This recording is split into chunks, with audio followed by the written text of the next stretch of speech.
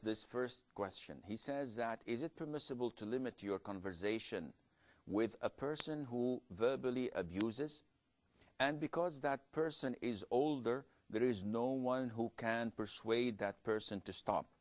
I usually opt for ignoring and for forgiveness and advise others to forgive too, but this is getting worse over the years, and I've forgiven for more than a decade. Islam is a religion of tolerance. It is a religion of forgiveness. Yet it is not a religion of weakness. So your forgiveness and tolerance, they originate from your strength, from your iman. And hence, one should not humiliate himself. Now, in the case that Fahim is telling us about, this issue is reoccurring in so many places and times. People usually complain of elderly doing this. And we've addressed this before, and we said that reaching such an old age is a bless from Allah Azza wa Jal.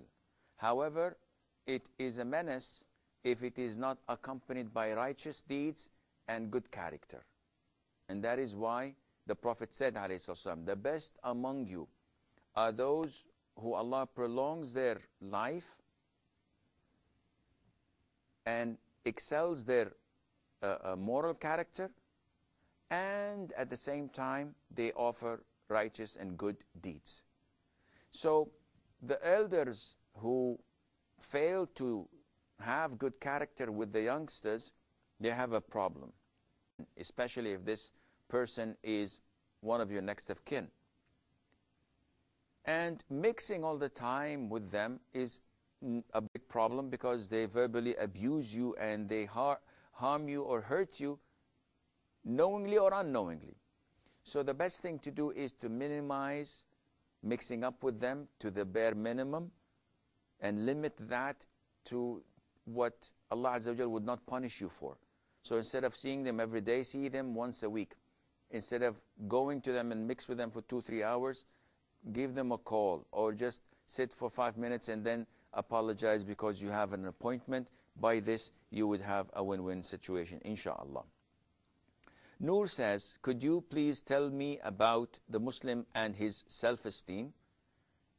A Muslim respects himself and he honors himself without going into arrogance, yet not humiliating himself. So you have to have confidence in yourself. You have to have a positive way of looking at things. And all of this falls under the umbrella of thinking positively of Allah Azza wa Jal and seeking His guidance and seeking His support. Because so many times we hear people say, have confidence in yourself. Do this, do that, without relating it to Allah Azza wa Jal. And this is wrong, because depending on yourself is something that is not acceptable. In the dua of the Prophet ﷺ, he used to say, Ya Hayyu Ya Qayyum bi rahmatika astaghith, aslih li sha'ni kullah, wa la takilni ila nafsi tarfat ayn. Ya Hayy, O who is all living, the sustainer of the heavens and the earth, in your mercy I seek refuge.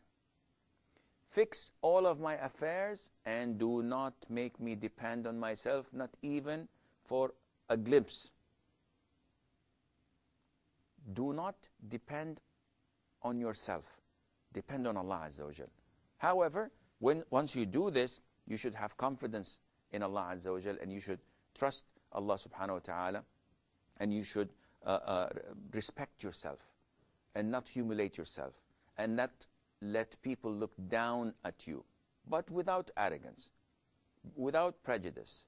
You have to respect yourself and be honorable, and not put yourself in situations where you will be humiliated, as the Prophet ﷺ forbade us from doing such a thing. And this happens when you respect yourself.